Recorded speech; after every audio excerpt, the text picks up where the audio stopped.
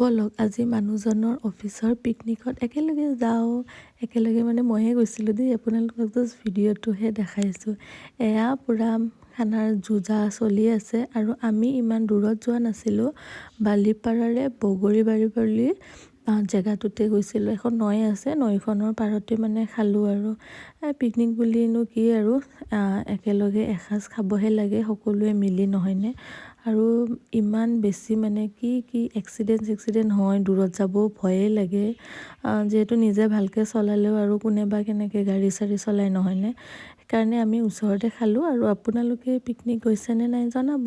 আমাৰ পিছে খানা এয়া অলম'ষ্ট ৰেডি হৈ গ'ল। খুব বেছি টেষ্টি আছিলে আৰু মাছ মাংস পনীৰ চবেই আছিলে। ইফালে আমিও পূৰা ডান্স চান্স কৰিলোঁ।